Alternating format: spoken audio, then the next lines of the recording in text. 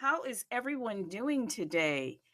It is Tuesday, April 15th, 2025. So good to be alive. We are back at it. And let me tell you, there is so much going on. There's so much going on out here, and we got to start the universal greeting. I have to get some folks in here, but let's start the universal greeting. Wow. Oh my goodness. This weekend, I cannot tell you how much stuff happened. And I know that some of you already know, but I got to get it. But let us get to the universal greeting. That's how we like to start the show. So, Beijing, ni hao. London, hello, top of the morning to you. Los Angeles, gonna do a stretch for you. Hey, Pally, bonjour. Lisbon, hola.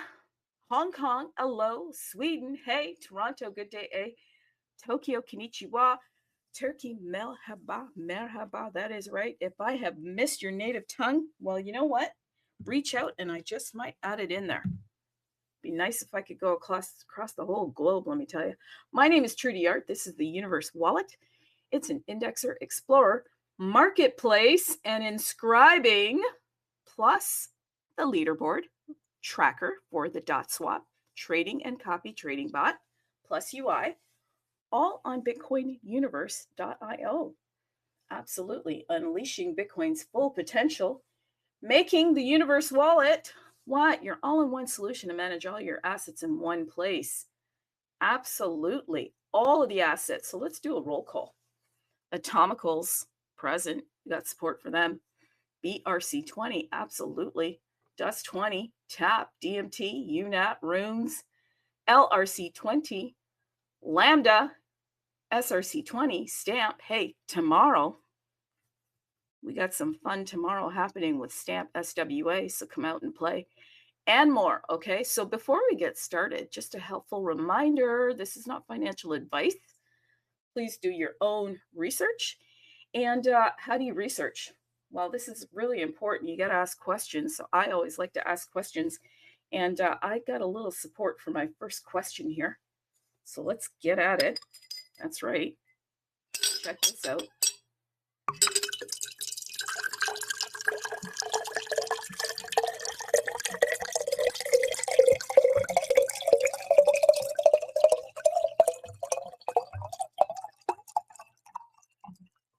Absolutely. Do you have your water ready? Do not play, let me tell you, when it comes to water, okay? Do not play with the water. Why? Just like in Bitcoin, you need liquidity. You absolutely need liquidity. And if you don't have liquidity, we're going to talk about what happens when you don't have liquidity, okay? Now, do you have your blood pressure monitor? Hope you do, because you always need it in Bitcoin. Did you see what happened on the weekend? You need your blood pressure monitor in crypto completely, okay? Now, do you have a mirror? Why? Third question is, what have you done for yourself lately? Mirror check. Know thyself. Why? So you can know what to do when the crypto market starts to look like it's about to get away from you. Absolutely. Let me tell you,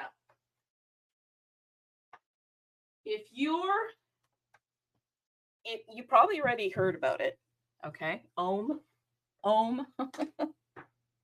Mantra, you guys have probably already know about it. Hey, let me just see who's out here first, and then I want to just get into a little bit of news, what Bitcoin is doing, and quickly talk about what happened over the weekend, because I think that is very important.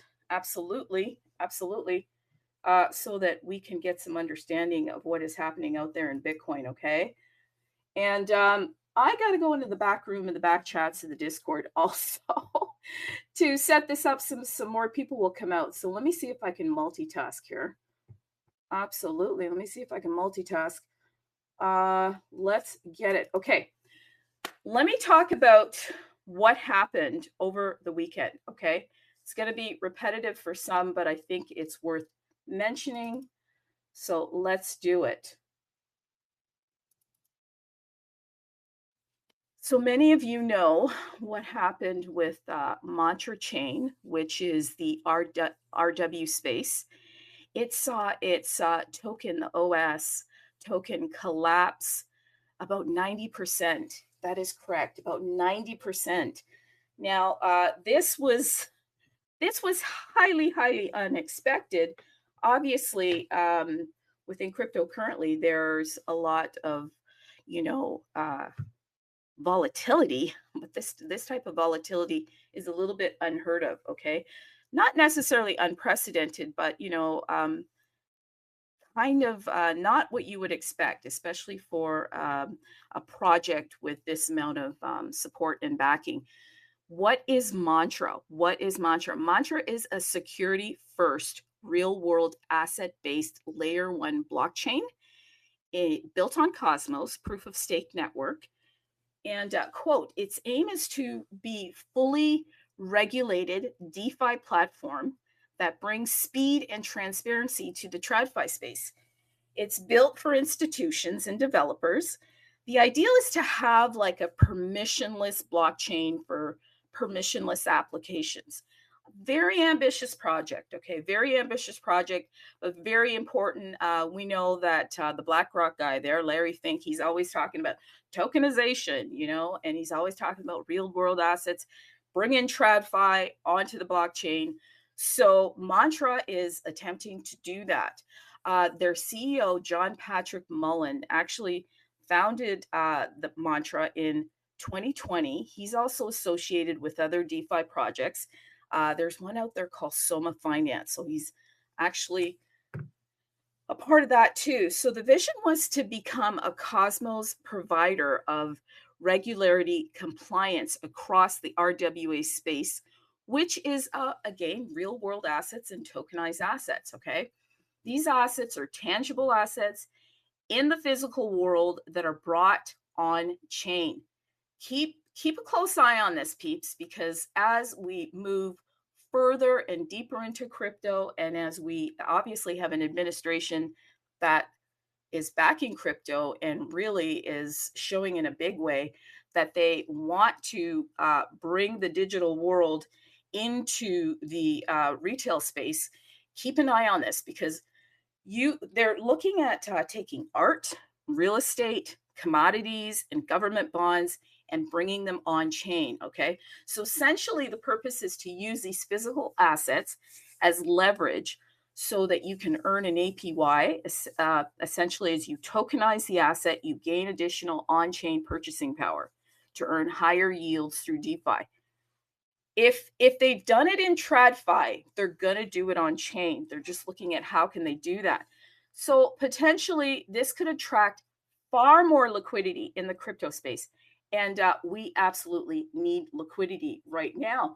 So Mantra Train is doing all this. And on the weekend, Mantra Chain saw its token OS collapse about 90%. And this is a pretty big deal. Okay. So for builders like that are in the crypto space that want to get into the TradFi, Mantra was really acting as an intermediary to clear away the legislation, the red tape, and give builders like the freedom to build through regulated, compliant, and permission toolkits. So the purpose is to support on-chain identification. I am going to go into this. Why? Because it's kind of good if we have a little bit of the backstory and understanding of what Mantra is. Some of you, again, will know absolutely, but for those of you who don't, just heading into a little bit of that explanation, okay? So, actually, with this type of toolkit, Mantra is able to support on-chain identification with permission to products and railways to the fiat and the banking system. Very, very key. Okay, so points. Let's see some other stuff I can share with you about a Mantra.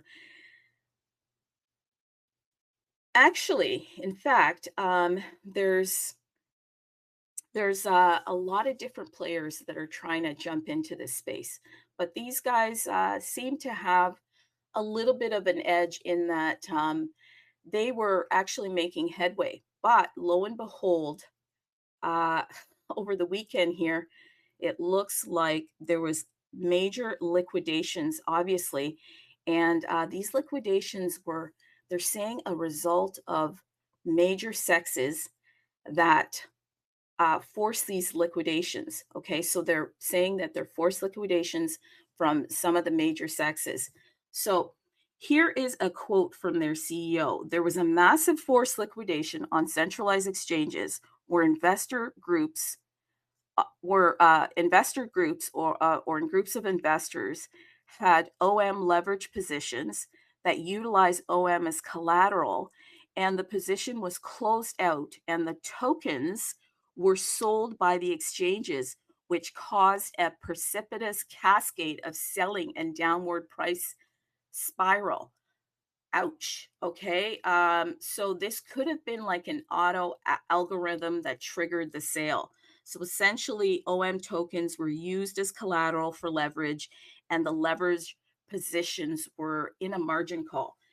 Pretty big deal, guys. Why? Because we're seeing that crypto is creeping into getting ready for more of TradFi to come in. And with more TradFi coming in, these leverage products are kind of needed for liquidity.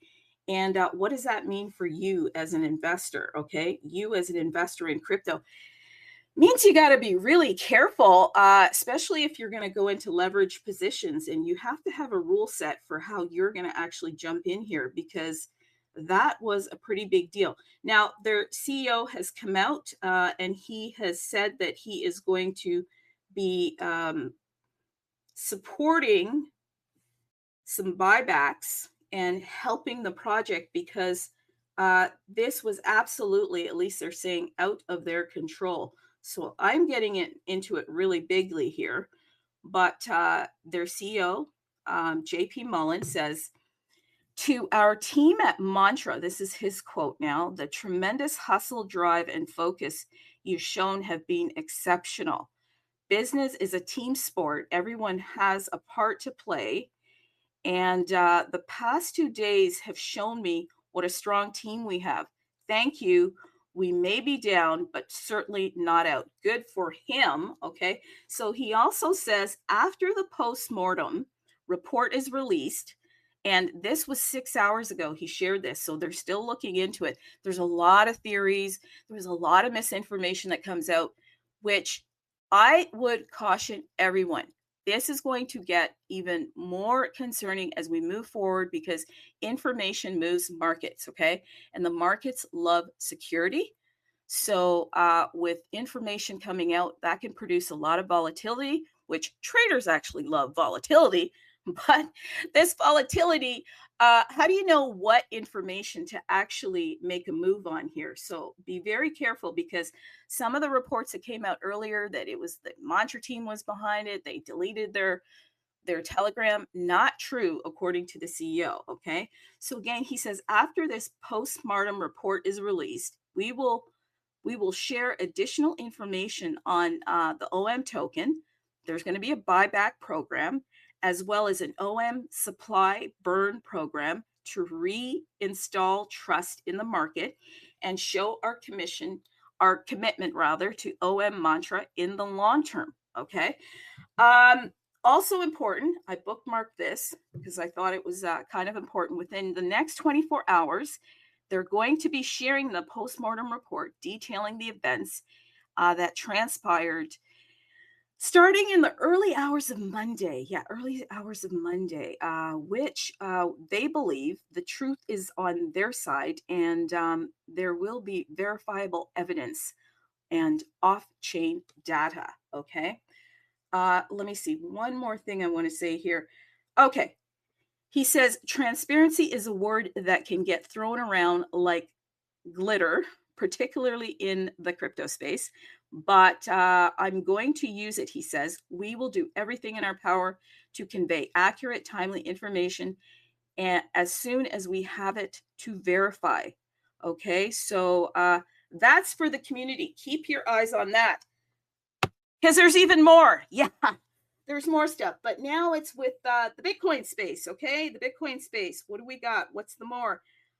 Guys, if you are in Odin Fun, oh my God, like we're here to talk about art, shill, and share, but there's some important stuff that's happening. And it's just a reminder that we are pioneers here in crypto currently, and there's just a ton of stuff going on. So there's been a little bit of a breach. Yeah, if you're in Odin Fun, perhaps go and check your accounts, but you won't be able to write just yet because here's what I got to tell you. Bob Bodily, yeah, you know Bob, Mr. Bob Dabalino. Bob, yeah, does anybody know that song? Mr. Bobalino, Mr. Bob Dabalino. Okay, I'm a little bit weird. Anyhow, I haven't gone in the back yet, but I do have to share this before I do. Okay, so Odin Fun security incident. Bob's on it. Bob Bodily, he's on it. Postmortem and path forward. I got to tell you, I am growing admiration for this developer.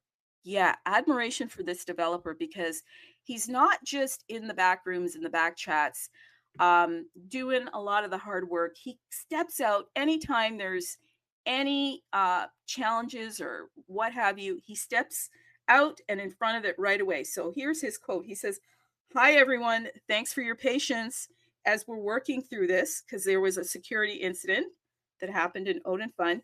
You all have been incredibly supportive. Absolutely. Odin Fun is nothing without the amazing devs, creators, and users of the platform. I've used Odin Fun. Okay. I've been off of it for a little bit and we're all going to be off of it for the next little while here. But let's tell you what happened. Okay. So first, there was a third-party contract vulnerability led to an unauthorized user account access. Okay. They're saying it affected fewer than 10 users. All impacted users will be compensated. Okay. So if you are one of those impacted, you need to get the information out to Bob, send him a DM. Okay. Trading will resume Wednesday, April 16th at about 7 p.m. UTC. So what happened? I'm going to actually go through with Bob's words and tell you what happened because I have been thinking about this. What have I been thinking about? I have been thinking about the security. The security of what? The security of building a portfolio on top of Bitcoin, crypto, in the digital asset world where it's secure. Why am I saying that? Because I come from the retail banking space and I can tell you, we would have daily briefings about frauds that were happening on the daily. Okay? And they're happening in the physical space. So why wouldn't they happen in the digital space? And why wouldn't they happen at a pace that is so breathtakingly fast? So that means that you have to be prepared. So I'm going to give you some tips. Yes, this is an art, shill, and show, but peeps, this stuff is happening as we speak here, okay? So listen, we talked about, it's 10 accounts and it was within a 48-hour time span there. So due to the nature of the vulnerability, delegated identities were compromised within 48 hours expiration. They will have to wait a full 48 hours, the compromised accounts, to become safe again. So trading on the platform resumes in 48 hours. See, what he's doing here is he's trying to protect the integrity of that space because it was getting a lot of traction, a lot of momentum. So here's what they did right away. So they paused all trading to stop any additional issues. And that's why, folks, if you see a developer stepping out like this and getting ahead of it, I mean, this just provides, for me at least, a little bit of confidence within the actual space in knowing that these guys can step out right away and they can get these issues fixed. And this happens in the real world and in TradFi all the time, okay? But you don't hear about it. In crypto, you do because it's on chain, so you're going to hear about it, okay? So he says, we believe fewer than 10 users were impacted by the security incident. If you believe you're impacted, yes, get in touch with them, okay? So they're going to be adding a strong 2FA passkey for additional layer of security to prevent unauthorized withdrawals, trades, etc. They're doing a full platform audit. They're setting up a bug bounty, program to catch issues early. If you want to get involved in that, reach out to them. They're planning an open source code, okay? So recovering assets. They're working with exchanges to freeze suspicious transactions. That is the interesting thing about crypto currently. You really can't get away undetected because it's all on the blockchain. In the TradFi space, if you're the bad guy and let's say you come into the bank, what they'll do is they will booby trap the bills. Yeah, booby trap the bills. And as you're, there's the little die pack that'll be inserted into the bills so that it explodes. You know what? I won't get into it, but it's such a caveman way of tracking down the bad guys. Digital world, it's quite impressive. It's quite impressive because everybody's footprints are right in front of you. Nobody gets away. Okay. So they're working with different partners to trace the assets, and they're collaborating even with law enforcement. Now, that is interesting because a lot of law enforcement has no clue. Okay. So if you lose your crypto, I wouldn't be calling 911. I'm just saying. They're not going to know what to do. I think these guys in the TradFi space, you got to call law enforcement so they can register it, but they're probably not going to know what to do because they have no clue. Yeah, you don't want to be calling them and telling them that you lost your fart coin. They won't care. Anyhow, so in about less than 43 hours here, trading's going to resume. That'll be tomorrow around 7 p.m. UTC. And during the next 4 weeks, there will be compensation finalized for the affected users, okay? And 2FA rollout and full security audits, etc., etc. Peeps, it is getting scary out there. I'm here. I want to share, but it's getting scary out there. So what can you do? Well, let me tell you, because there's other stuff going on. Before you send any of your crypto, make sure that you verify the full address, because there's even phishing techniques where they will actually, I guess, flood your history with addresses that look like, oh yeah, that was the last address I used. You check the last 4 numbers and you're thinking that's the right one.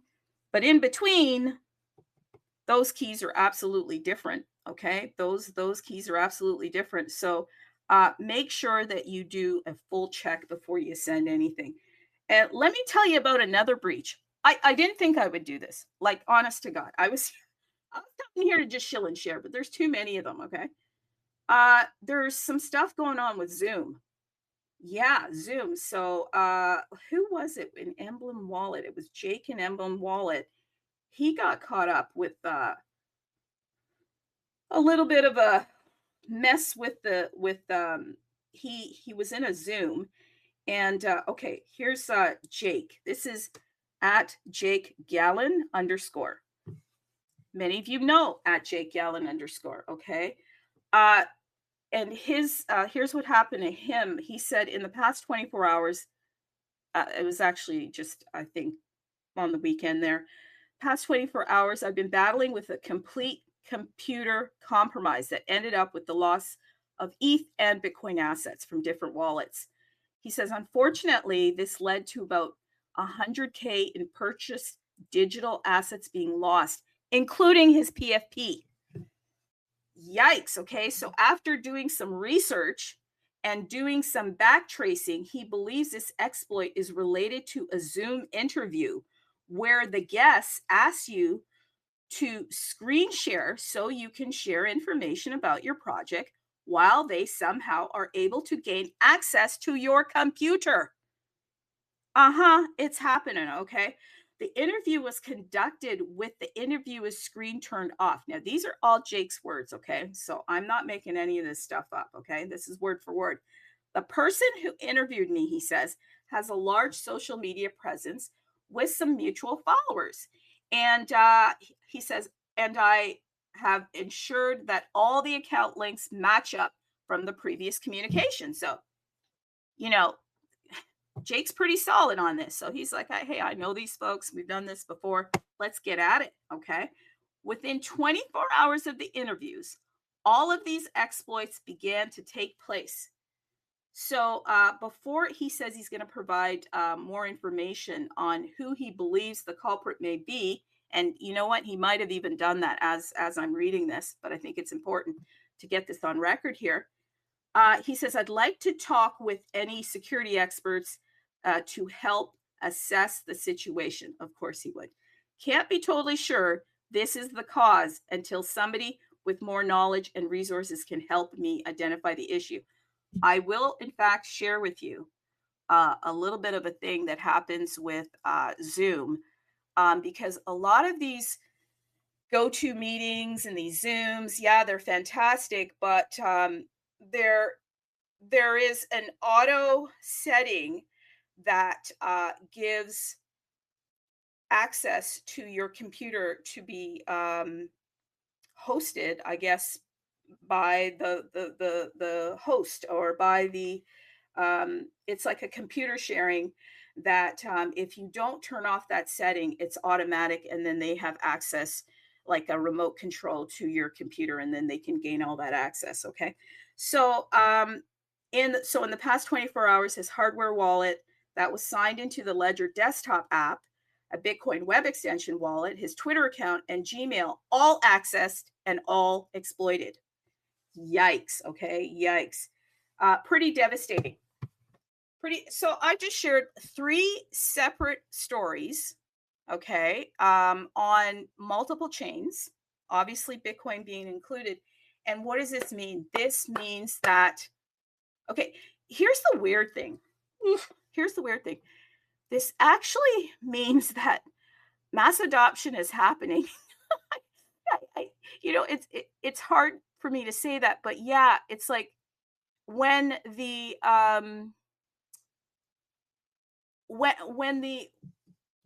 when the bad guys start to come in, that means that you're building an ecosystem that they want to step into and become a part of, and that's just an element anywhere you go. Uh, I know for a fact that happens in TradFi on the daily. That happens everywhere. Okay, so why wouldn't it happen in crypto currently?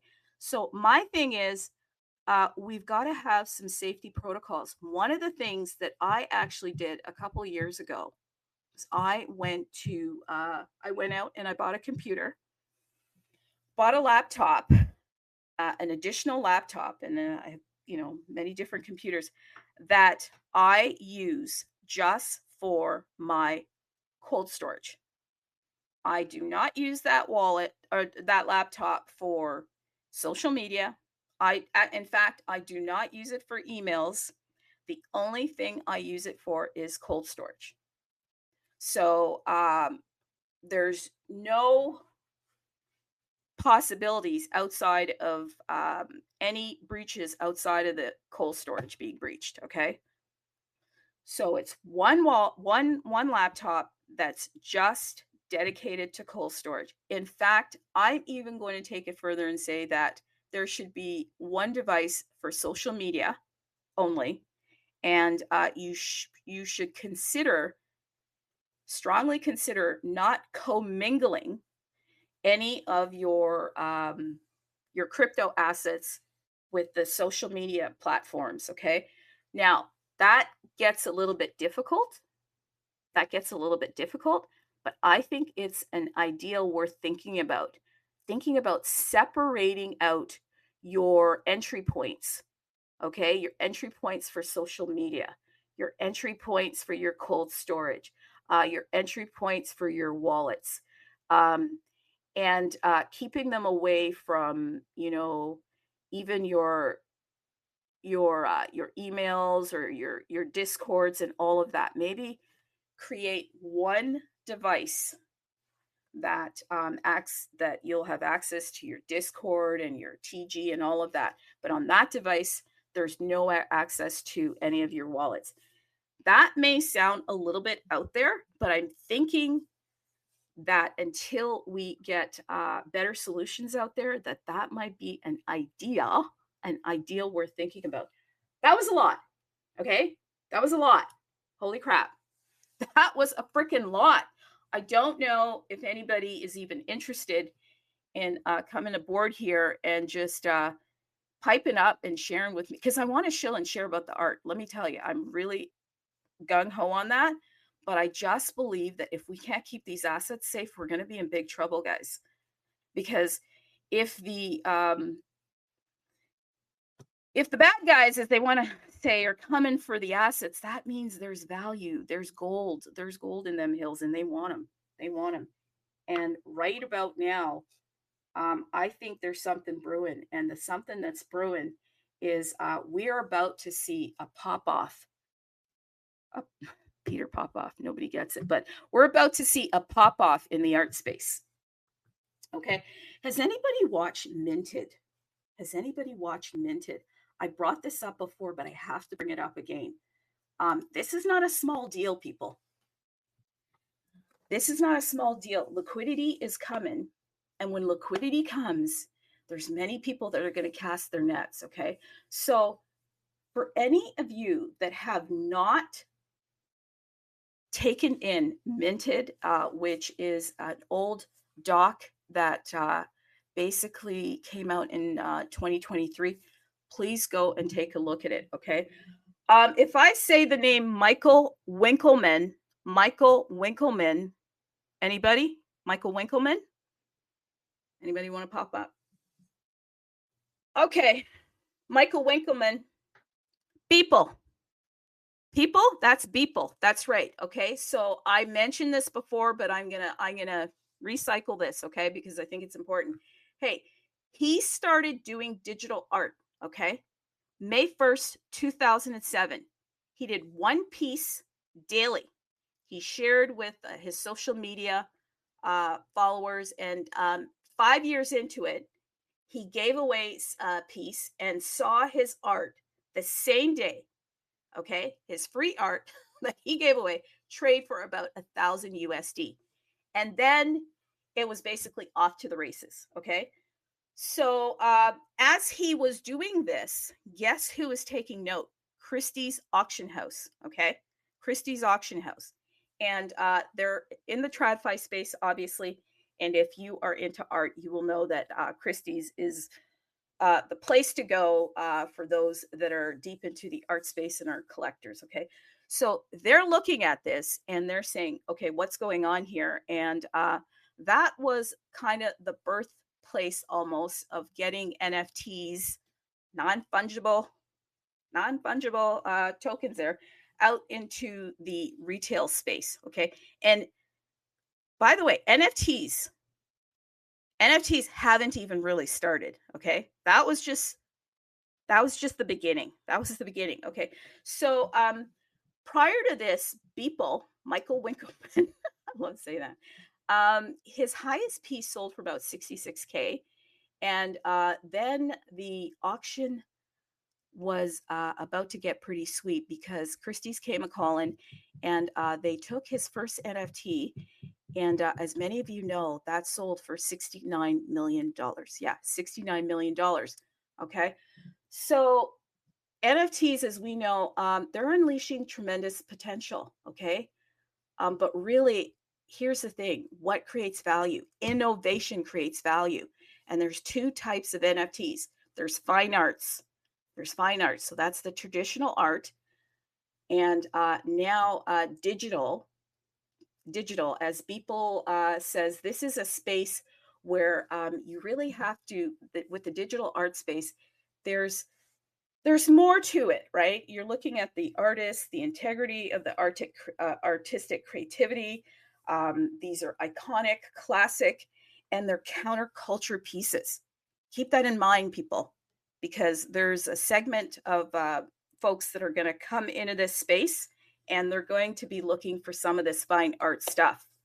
And I'm going to tell you where you can get this fine art stuff and start collecting it, because this is going to be a pretty big deal. Okay, so the next is PFPs. These are separate from the fine art, okay? These are profile pictures for social media platforms, and really they're like a status symbol. They're like, putting on a Rolex or having the Benz or whatever. It says, I'm in the club. If you have the gods, you're in the club, okay? If you've got quantum cats, you're in the club. Okay, so listen, these PFPs, as some of the other big ones, actually, the first will be the crypto punks. There's the Bored Apes, and they favor the day trader. Yeah, the day trader, because they follow the volume, and these are speculative buys and flips. You can see this across the crypto space. So this is a different type of art. So an image that is it's like a financial tokens, and obviously they're embraced by the degen community, and these images are fixed with characteristics that have different levels of rarity. So now let's get at it. Bitcoin. Okay, so now you got Bitcoin, now you got freedom technology, now you got 21 million, now you've got all eyes headed toward the Bitcoin space in a big way. In fact, what is Bitcoin doing today? I'm not going to be the only one talking here, but I want some shillers and sharers. So don't you think I'm just going to be talking on my own, okay? I'm not doing that. But until somebody gets here. Hey, listen, Bitcoin is 84,932.82. There's coming a day, people, where that's going to look like a nothing burger, okay? And people are going to be hunting for rarity, for digital assets. This is the space that is going to take off in such a way that I always say you're gonna want a time machine, because if you're a fine art collector, you have a different ammo than, say, a PFP collector, and you have a different ammo than, let's say, somebody that's a maxi. Okay, the collector, the DNA of the collector is so deep, okay, is so deep, and it is rooted within all of us. And I don't believe that the space is even ready for the power of what is going to happen in the collection space. Okay, tokens are great, people, but the digital space of collecting artifacts on Bitcoin is going to implode. In fact, the Guggenheim Museum, okay, they are looking at, I don't know if they're, obviously, it was mentioned that they're looking at tokenizing all their artwork, okay, all the artwork, or getting everything on chain at least, okay. And the MoMA, that's the Museum of Modern Art. They're also exploring and digital artifacts, and making that a big part of their the experience. Okay, so this is not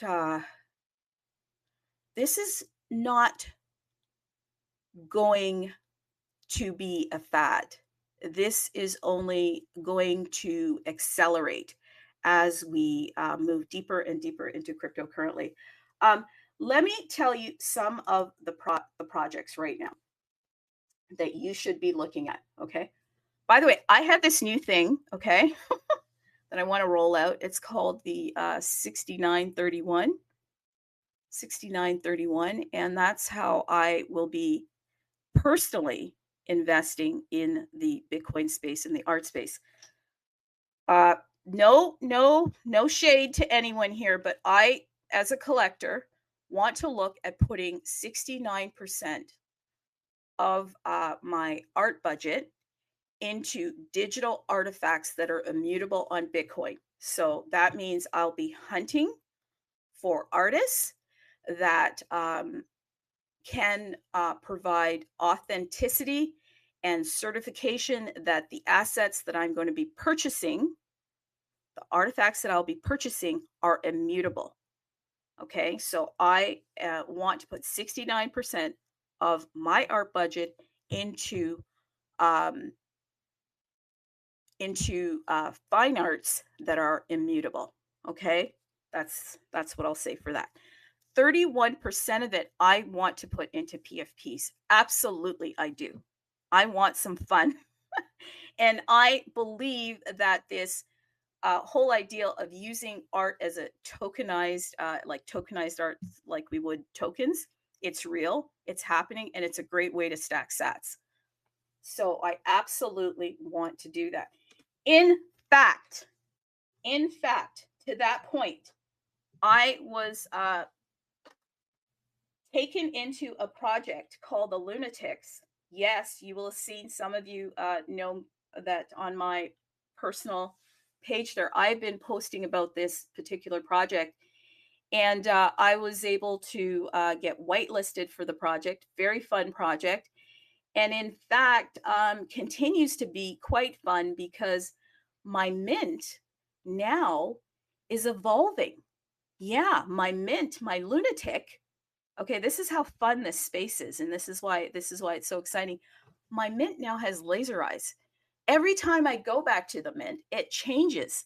So there's this ideal of creating art on Bitcoin, but to know that the art is like taking a life of its own and creating what you really can't do in the TradFi space is kind of cool. So my lunatic has laser eyes now. Okay. And last time I went, the laser eyes were green. I think this morning it was red. And so it's evolving. So I don't even think that I want to sell it. I don't even think so. That's the other thing. If you're going to jump into these projects, research them, find out a little bit about the community, and maybe sometimes it's a good idea to double and triple up on these, because it's hard to let go of these things, and I can see why they get so addictive. Okay, I want to stop talking for a second. I want to stop, and I want to get out into the art space, because here's the thing. I talked about 69% going into immutable arts, okay? And for me, that is compressionism. Compressionism for me provides a level of rarity that, as a collector, if you are a collector at heart, you're looking for something that's rare, something that is very unique. And with this ideal of artists doing compressionism, especially on top of Bitcoin, the mother chain, the God chain, they're having to work within these small file constraints. And so it's a compelling, intriguing story. It's a really compelling, intriguing story that many collectors want to be a part of. And many actually don't even know as yet. So once they get to know about this, they're absolutely going to want to come in this space. So I would like to front run everybody. And so I am actually looking at how I can do that right now. So one of the tools that I use in this compressionism space, because the thing with art is it's personal. Okay, it's taste driven, right? But who do you know? How do you know who's out there? How do you know how to collect? Because this is it's still a new space. Okay, it's not as built out as the TradFi space. We know the Picassos and all of them. Okay, so how do you know who to collect? Here's the thing. I have used a tool, and this is a tool called the NSI directory. Yeah, they are a tool. Okay, nsidirectory.com. And this particular tool, put this tool on your radar, nsidirectory.com. They actually catalog they catalog and feature a compilation of compressionist artists that have submitted their works And through this submission process, there is what they call scientists that will review the works, and they'll review all of the predetermined metrics. And once all these metrics are met, then they will actually do the hard work of creating an index for you so that you can actually go and take a look at the catalog of different artists. And once you kind of find your flavor, then you can really dive into what's going to work best for you. Okay. And I got to say this, we will be doing some shows with some of these artists. In fact, if you come back tomorrow, we are fortunate enough that we have actually lined up an in-depth conversation with one of the artists that does this really fascinating style of art, which is compressionism. And they'll be with us tomorrow. So come out tomorrow and get into that. Okay. So take a look at that tool. Now, let me just say this, and I'm going to open it up. Okay. If you're into the PFP stuff, I mean, where else do you go? You got to go to Magic Eden, people. Magic Eden. Yeah. Why Magic Eden? Because if it's Bitcoin, they're tracking it. Yeah, they're tracking, and they're cataloging all of the top projects. Why? Because like I said, these are like tokenized pieces of art that are tradable and do tend to trade like tokens. Okay. So some of the top 10 projects here, obviously, you can do this yourself, but I would like to just maybe take a quick look at that, okay, in the Bitcoin space. Oh, wow. Okay. Woo-hoo. Got some new ones here. Oh, yeah, there's something I'm eyeing. I'm so ticked. I was eyeing these airheads. Oh, I missed out on this. I guess I can still get in. Okay. I'm just going to share the top 10 really quick. Bitcoin shrooms. So this type of collection would go in my 31%. Okay. So Bitcoin shrooms, number one today. Their floor is about 0.66 BTC. How nice. Okay, they're up about 10% today. Node monkeys, many of you know them. Lots of PFPs with those node monkeys. Okay, airheads. Why do I like them? Because that's Arthur Hayes' his project. That's the BitMEX, the CEO, Arthur Hayes, and he's somebody that is well versed in the Bitcoin space, and obviously being the CEO of BitMEX. He has a lot of a wealth of information that he shares from time to time. And I actually subscribe to his newsletter. So I'm really into him. So the fact that he does art, he's very quirky, by the way. When he travels, he actually brings a suitcase filled with teddy bears with him. Mm-hmm. Yeah, that's what he does. And he's now created this project called Airheads. I absolutely want to get involved in that. I have not done that as yet, but when I last checked them, they weren't in the top 10, and now they are. So they're at number 3. There's Ordinal Maxi Biz. There's Quantum Cats, Bitcoin Puppets, Lunatics. I'm a part of the Lunatics. Number 7, there's Based Angels, Airhead Whale Pass, and OCM Katoshi. That rounds out the top 10. Okay. So I want to just go out there, see if anybody's out there, because oftentimes I am just screaming in a microphone. I literally am. And so let me get back to it and see if anybody's out there. Okay. Can somebody just come aboard? We're expecting you. The love art. Yes, I'm an artist too. I like to talk. I like to sing. I like to do all that. But if somebody could just come aboard and a shill and share conversation we'll have, or I could just even ask you a little bit about what's in your wallet. What's in your wallet? and any questions you might have about some of the things that I've shared so far.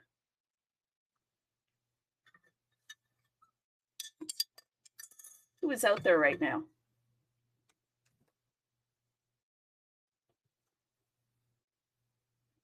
Somebody step up and come talk to me. But let me say this to you, people.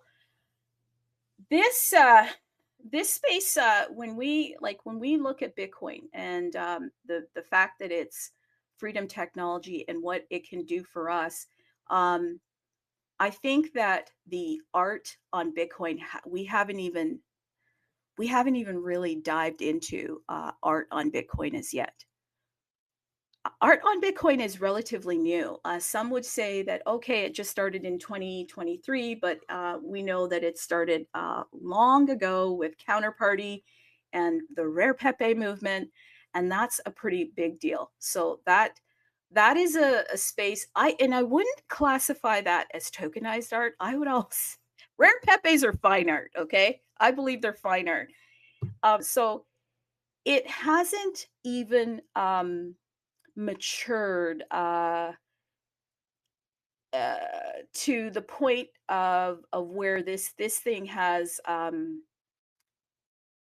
like we're still so new. I think that we're still at the inception almost. If I could equate it to like we'd be uh, maybe 3 months into the stage of if we were going to put it on a timeline of the birthing patterns of people, like we're 3 months in the womb, maybe 3 months in the womb, which means that you're so early on these on art on top of Bitcoin. And for me, that's a big deal because I missed out on the TradFi art collecting.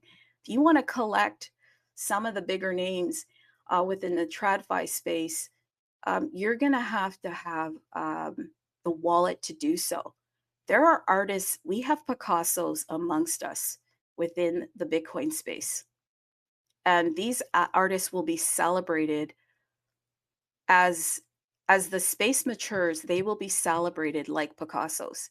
And today we have access to these projects, these artists, and their works. So I just think that we are in a time where we can reach out and talk to Picasso.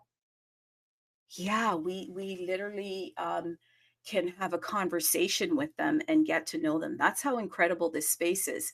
And if you want to go into the fact that oh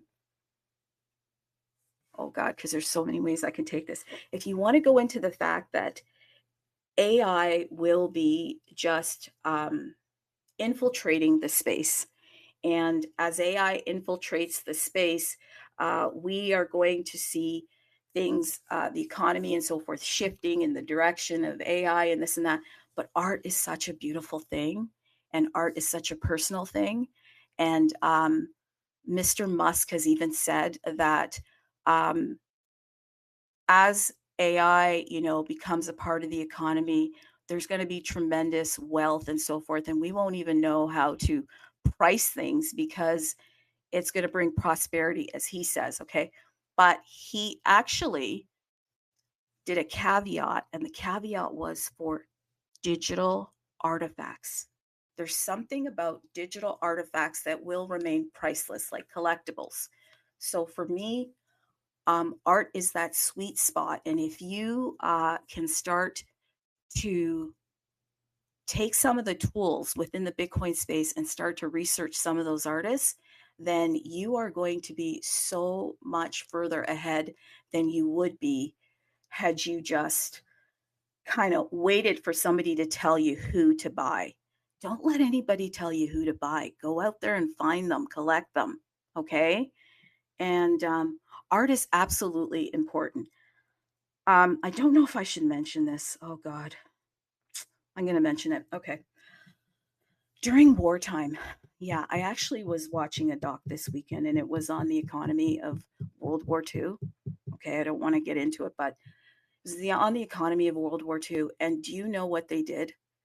They looted all the museums. Yeah, they absolutely looted all the museums. They took all the great and precious works. There's something with art, even during wartime, they will loot and pillage all the art. Yes. And then they call it exhibits, okay? Later on, they'll say this is the whatever. But they took all the art. And so that tells me that we have that collector gene within us. And that won't die. That will not die. So I certainly wouldn't be letting anyone dictate to me who I should be collecting. What I personally would be doing is going out there and finding the collector, the artists. And again, I have given kind of like a blueprint of how I'm doing it. I am doing the 61, or sorry, the 3169 method. Okay.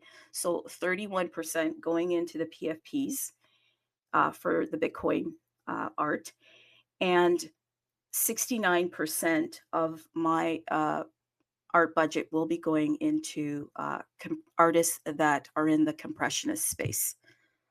Okay, so I'm not plugging any protocols. I'm just telling you how I would be actually looking at that. Who is out there though? Guys, somebody can pipe up here. That'd be really awesome. Okay, let me see. Anybody just want to pipe up for a second? I do an hour show, and we're coming to the hour, but I would like to have a little chat with someone.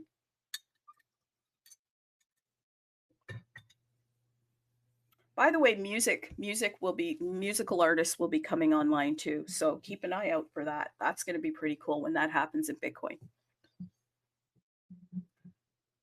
What a great way to stack sats. Listen to music and I'm stacking sats while I'm doing it. That's that's the other thing I want to mention is if you are headed into the compressionism, the artists that are in that space, I don't believe that that's a space where you flip. You don't flip in that space because the value is cooking. Okay, the value is cooking on that in that space because we haven't seen we haven't even seen the audience that's coming into the space as of yet. I actually collect that for the long term. And that's my way of stacking sats and kind of building out a nice collection for myself, but building out generational wealth. Because some of these pieces, in fact, um, you'll be able to pass them on to your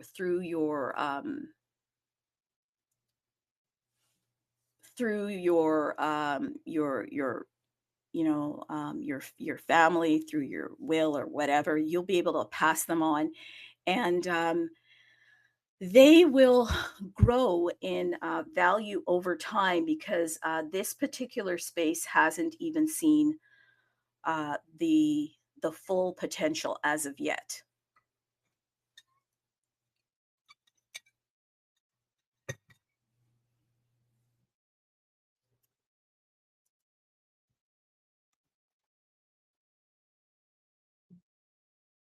Okay, so guys, we have covered flipping versus the hodl.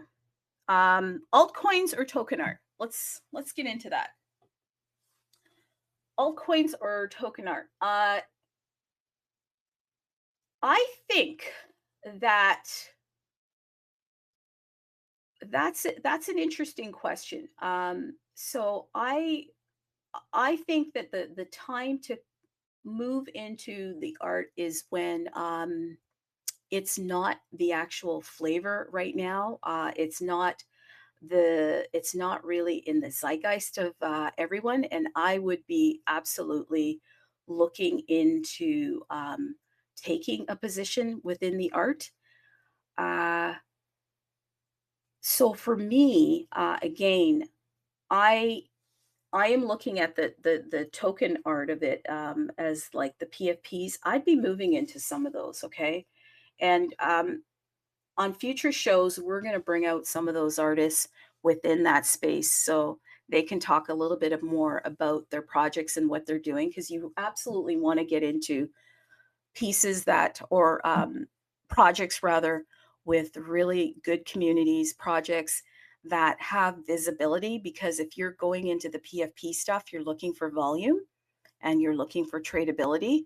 So you want to hunt X. What are the projects that are out there that have communities that are kind of shouting out their token? Because that's the whole ideal of token art, is so that you can flip it, okay? So that you can keep stacking up. There's folks that have, stacked their way from zero to like a hero. There's I know people that have, in a big way, when this whole thing started, mints, $30 mints, they were able to stack to, let me tell you, I always like to tell you in Bitcoin. I don't like to talk about money. I like to talk about it as Bitcoin.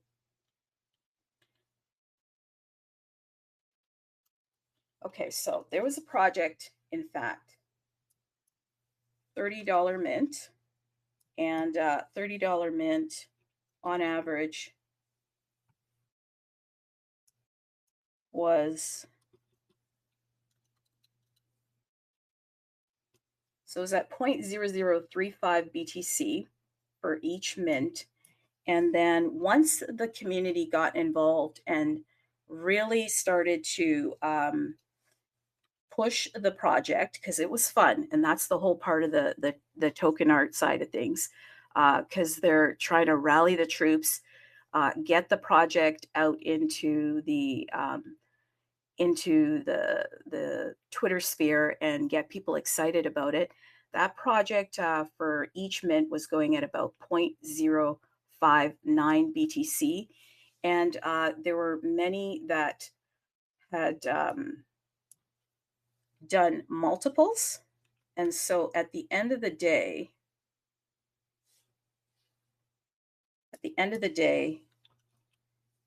for say 10, that was 0.003, 10 mints, 0.0035 BTC, turned into 0.59 BTC. So when you're looking at the tokenized art space and you're looking at like leveling up, you can do that in a big way, because that's the whole name of the game. If you're in the tokenized, sorry, not the tokenized art stuff. Yeah, the tokenized art stuff. I apologize. I when my mind thinks of tokens, tokenization, and then it thinks of actual tokens. Woohoo! Lots going on there. Okay. So there's a way to level up. Yeah, it's using art as a casino, but that's what they do. That's what the whole point of the Bored Ape yacht clubs and all that. That's what they do. Okay. The other thing is that now there is a movement, especially in Bitcoin. Now there's a movement into actually using the art as collateral and as leverage to level up. I am not under any circumstances saying you should do this, but I mentioned that there is a provider called Liquidium, and Liquidium actually supports the Bitcoin space. Okay. So if you want to take a look at Liquidium, because there's now strategies if people are wanting to level up. Okay, so Liquidium basically allows you to borrow from your PFPs. And the ratio is about 80%. So through a loan, through Liquidium, basically, unlike TradFi, where you have to go through a laborious process to get approved for these loans, you just have to have the PFP. So if you have, let's see here, if you've got a node monkey, okay, and your node monkey is at 0.038 BTC, will actually lend you 0.8% of that. 0.8% of that. So let me just work that out for you. So that's at that's the floor right now, 0.038. Well, you know what? Let me take something that's a little bit, that has a higher floor, so we can really get the fullness of it. Let's maybe take a wizard, maybe. God, who got involved in those wizards? I'll talk about them another day. Oh my God. What sauce? What sauce? Woo! The mint. You could have waited. Got the resale for lower than the mint. But anyhow, yeah, maybe let's do a wizard, okay? So let's take a wizard. Okay, so there's a wizard here for 0.15 BTC. It's just an example here. So we got 0.15 BTC. And so you can get about, so that's about in fiat, about $12,685. Okay. But all of the loans are done in Bitcoin. Okay. So you would be able to get right on the spot. By the way, these loans are done in less than, I'll just say less than, say, 10 minutes. Okay. Less than 5 minutes, really. But you would be able to get, so 0.8 of that, you'd be able to get 0.12 BTC instantly. So you basically have your wizard, and then Liquidium will give you 80% of the value of that, which if your wizard is 0.15, then you're looking at about 0.12 BTC. So you get BTC in your account instantly. Some are then taking that and then they're leveling up and jumping into more collections. Maybe a new mint, maybe a new mint like the Misfits that are coming out here. And they may want to jump in there and then do a quick flip. And that's why I say that the token art stuff is very different from the fine arts, because with the fine arts, you're not going to be jumping in and out of the fine arts. Okay, so let's say that you today there is an actual mint, and this will be my shill. There's an actual mint for the Misfits, and let's say you wanted to double up. I mean, there are people that are loading up. They're getting 10, they're getting 15, okay? And they're doing these quick flips. This is why there's two different things going on here. There's trading versus collection.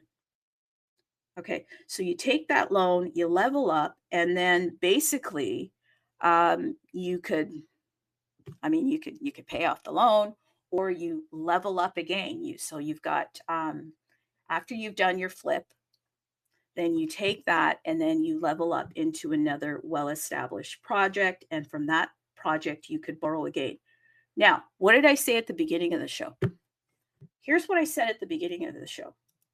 And this is why I don't give advice, okay? The breach for the mantra chain, they believe that it could have been an auto algorithm that triggered the sale. Okay, so essentially, the tokens moving down, they were used for collateral for leverage, and then the leverage positions were margin called. Peeps, I'm not saying that this would happen in the art space, especially not now, because the art space is very new and the art space is only going to grow. And guess what? It now has incentive to grow. Why?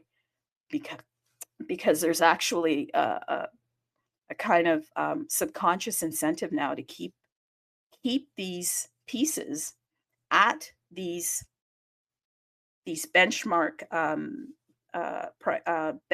benchmark value, and to actually increase the value, because now we have added liquidity and opportunity through the Liquidium loans. So we might be looking at an art space that is starting to slowly but surely gain the same traction that the tradfi art has as far as value. Like, how do you look at the numbers in the tradfi space and say that they're not going to absolutely become a part of the digital art space, especially on top of Bitcoin, especially when there are liquidity providers like Liquidium that's now providing these leveraged options. I could make a straight correlation to the housing market. Okay, how? That's why you can level up on a house because of the loans. So what's the difference? So I think when it comes to these tokenized art pieces, I think that whatever angle you decide to take, you might just decide, okay, I'm going to get this as my PFP. I'm going to hodl and I'm going to have a couple that I will flip. Whatever angle you decide to take, I think that you are actually going to benefit from the growth of this space. And the growth of this space is the liquidity. And Liquidium provides an opportunity to get liquidity in the space through these loans. And again, I'm not saying that you should do the loan, but hey, a dude the other day, a crypto bro, he needed some money and he didn't want to sell his PFP. And he went and he got a loan, and I shared a couple weeks ago that he was able to pay off his he was able to get a car battery. Crazy, right? His art allowed him to get real world utility. Yeah, because the only other option is call a friend in the real world, or have to go get a loan, and or use a credit card. So any example of how how TradFi uses assets, and especially physical assets that have value. Okay, so what are some of these physical assets that have value? Well, art, real estate, commodities, and government bonds. Okay, what did I say? I said art. Art is in that list. Okay, and so now that these assets are moving over, and again, the focus is art, that bridges the gap between that TradFi space and our space. And we're seeing that providers are coming in to provide liquidity for the art that's now on Bitcoin. So this is only the beginning, people. This is only the beginning. Let me tell you something. We're very early, and there's a lot to think about. So what type of art collector are you going to be? And I would say for me, I'm going to be a little bit of both. I'm going to be a little bit of country and a little bit of rock and roll. So who's the country part? Who's the country part? Hey, I'm going to do a little bit of tokenized art. I'm going to be a little bit of a degen, but I'm going to cap it at the 31%, and I'm going to go 69% and do fine arts. And if you want to find out some of the artists that I might be collecting, or some of the artists that are out there, then I would say you need to come back tomorrow for SWA, because we've got a really great artist by the name of Logic. And typically on Wednesday, Logic is walking around the art museums. He's walking there, but he's going to take a little bit of time off to talk to us. And we're going to get into a little bit about him, his whole process, and what he's doing, because he's got some really good stuff that he's doing right now within the art space. And he's working on building out his platform. And I must say this, artists, I think this goes for all artists. Okay, they're generally just interested in creating art. They're not really interested in being shillers. They're just not. It's not their thing. They think it's gross. They think it's literally disgusting to shill, which I think is crazy. Okay, I think it's crazy because I I have no problem with shilling, by the way. If anybody comes, I would love to go toe-to-toe with somebody that pushes back on me for shilling. I love shilling. I literally enjoy shilling. I think it's awesome. I think it's fun. Why? Because I shill what I believe in. I'm one of those people. Yeah, like literally, if I like find something that I think is really cool, I'm like, everybody should have this. I have been like that since day one. Okay. I just like to share stuff. So artists don't tend to shill. So we're gonna dive deep into the whole process. We're gonna dive deep into what he's doing, how to support his art. Because I will tell you, he comes, in my opinion, okay, my opinion comes from the fine art side, and so I really want to curate, uh, you know, a really well diverse,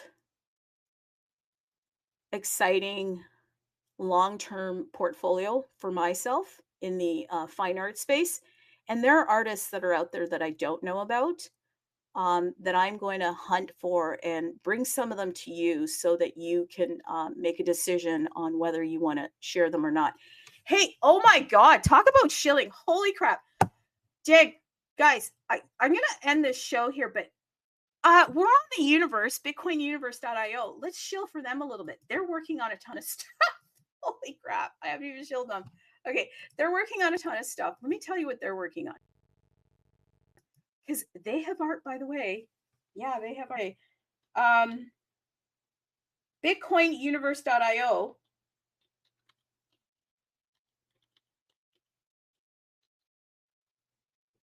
Bitcoin Universe.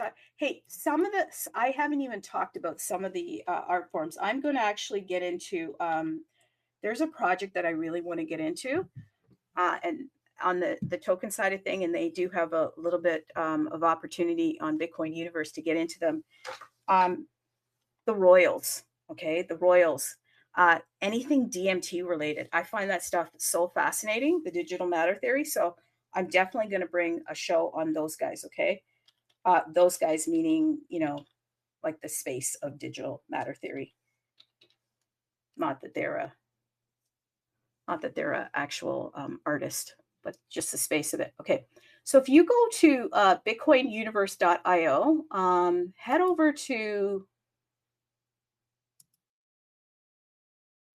over there now, and then go to trade, and then click on, let's see what we got for art here. Click on UNAT. Click on UNAT.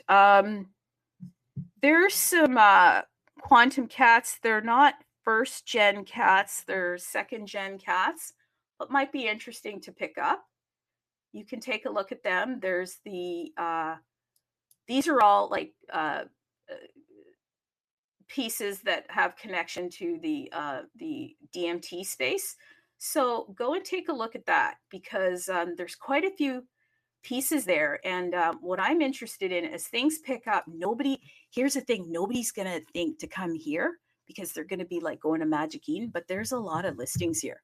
So I've actually been hunting through, seeing, hey, maybe somebody listed something and, it was a listing from a bit ago.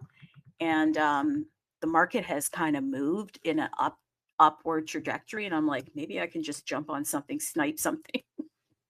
Hey, anything it takes, okay? Anything it takes. But I never talk much about the fact that you can pick up some DMT stuff here, okay? On bitcoinuniverse.io. So you head over to trade, hit UNAT, and then you're going to see these NAT cats. There are generation 1 cats. Those are the really valuable ones, because those are the ones that they kind of take on their own life form, and then they'll be like spitting out new features and so forth. The Gen 2s don't do that. Okay. So the Gen 2s, they are basically a spin-off, I guess, of generation 1. I'll clarify that, but the Gen 1s are going to be at a higher entry level, but you can pick up a Gen 2. And there's also what's this project called here?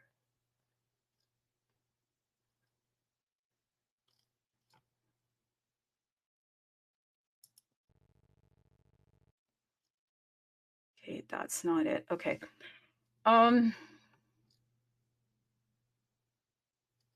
Let's move on from that one. Oh yeah, here we go. So there's NAT Diamonds too. These are interesting little projects, okay? And again, digital matter theory, very, very cool because there's a whole life form that happens with the art just taking on its own characteristics based on the code, right? Like the code is reading itself and almost writing itself. It's hunting for patterns and then issuing these patterns to the different pieces. Like you might wake up one day and then, um, your your cat has like blue laser eyes, or it's got some cool shades on, or whatever. It's just spitting out these new kind of features, and that's kind of cool that you can have that, especially within the digital art space. Okay, so take a look at that. Just go to bitcoinuniverse.io, hit trade, and start looking around at the art, getting yourself familiar with it, hunting for the diamonds because they are there. Yeah, this is my shill time. Okay. Yeah, and you know what? I know I haven't said the word because you get your own show tomorrow, but STAMP. There's a lot of pieces here that are very interesting to me. And this is the fine art stuff. So you can come here and you can take a look at the fine art stuff too. I will tell you this. I do not think that, here, do me a solid. Take a screenshot. Take a screenshot. Because I think as this space matures, then you will understand. You will understand everything that I've talked about today. Because price is what you pay, value is what you get. Think about it. Okay. Price is what you pay, value is what you get. What else can I tell you? Hey, Bitcoin Universe is doing a ton of stuff. Absolutely. I am infatuated now, people, with the leaderboard. Yeah, the leaderboard for what?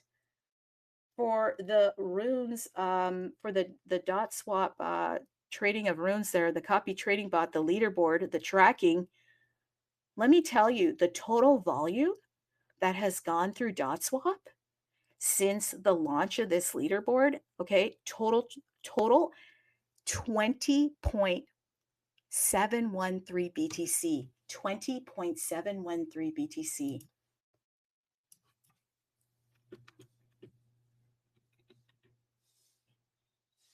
Okay, so that's about 1.7 mil. 1.7 mil. Yeah, I mean, that's fantastic. I think that's fantastic. Absolutely fantastic. And some of these traders are killing it. Yeah, there's a cooling of the runes, but keep your eye on it. Some of these traders are still killing it. Top trader here has done 180% profit. Second trader, 77%, 76%. These guys are killing it. Okay. If you're a novice investor, I would not be going on your own for this as of yet until you learn the space. So copy trading is just an opportunity, not a promise, just an opportunity. So you do have to do your own due diligence, and that would be, can I afford to lose this money? That would be your due diligence in copy trading, because you literally don't have to do anything else in copy the trade. But you got to ask yourself. That's why I do mirror check. Can you afford to lose that money? In fact, I do that every time I head into crypto currently. And that's because of it's so new and there's so many players that want to get in here, and they're hunting for a way to potentially capitalize off of a mistake you that might make. Okay, capitalize off of not knowing what you're doing in the space, because some of the losses will be because you press the wrong button. It won't have anything to do with the token or the artwork. It'll be because you press the wrong button. Literally, I know that it happened to me. Literally. Okay, I'm gonna close up, but I gotta tell this story. Oh my God, Pepe. Woo, Pepe. I was all into Pepe, people. I had early too, like it was like week 1 or 2. Somebody in my group, I have a little group, I have a little thing that I do, and anyhow, one of the folks in my little network mentioned Pepe. Remember that? Oh my God! So I aped in. Yeah, I did. I don't even like to use that word, but I aped in. I became a degen. I did. So I'm all in there. I'm all excited, and I decided to follow a guru. Many of you will know who that is. And at the end of the day, the guru was doing all this like overstimulation with the Pepe people and saying that they were going to create like a different bridge and all of this stuff. And so what happens when there's a lot of excitement in Bitcoin is that you have the exploiters that come in and they see the FOMO and this and that, and then they create links that are not the correct links, and they will create social media pages that look exactly the same, but they just have one letter off. Okay, one letter off. And something had popped up, a tweet popped up, and I thought, oh my God, be the first. And I clicked. And the drain started. Oh my God. Oh, I was like, no. But it happened to me. Yes. Yeah. But it was my fault. It was 100% my fault because I was so greedy. I was so greedy. Why was I greedy? Because only a greedy person will act fast. A person that, and now I have measures in place. I have measures in place. That's why I say know thyself. Okay. So I have walls in place to cover me. And so now there's rule sets for my investing. I slow down. Yeah, you got to slow down. Okay. If somebody says get into this or you're going to lose out, maybe you got to lose out, because you have to know what you're doing. Clicking the wrong button is sometimes how you lose your money. So anyhow, that was a good lesson. I lost that money, and I put some security measures in place. And it can happen to the best of us. It just happened to Jake. My goodness, it just happened to Odin Fun, and Mantra. That was something completely different. There was no breach there. There was just a liquidity margin thing. Okay. So know thyself, people. Know thyself. So if you're not prepared to get into these streets and understand what you're doing, then there's a likelihood that you may lose some of your money. So that's why I say if you're going to head into Bitcoin, if you're going to head into crypto, then know that it is 100% risk. And hopefully some of the things I shared with you today are going to be helpful to you. Okay. But I would say that is, that's the show today. Yeah, that's the show today. I shilled, I shared, I jammed. Next time somebody will come out and talk to me, maybe. But tomorrow we're going to have Logic. Woohoo. Yeah, Logic is coming out. Peeps, keep coming out. I'm trying to improve, trying to get better, trying to get guests on here, and we're going to get it. And we always want to bring you some knowledge. Make sure that when you leave, you got a little bit more knowledge than you did the day than the top of the hour. Most of you are well versed. You kind of know this stuff. But for those of you that don't, hopefully you got something out of it. And come with your questions. Yeah, come with your questions. And stick along to the universe. I think it is the only project that's out there ambitious enough to take on the task of uniting Bitcoin. That's a big task. Okay, that's a big task. In fact, I would say that they are like, I like metaphors. Who are they like?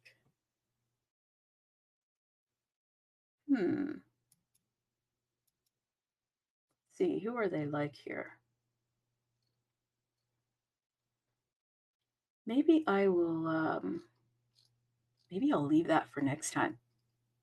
I'm gonna create a really cool metaphor here. Could they be Nick Fury? Could they be? I'm just saying. Okay, have yourselves a great day. I really appreciate you. Thank you for coming out. You guys are awesome.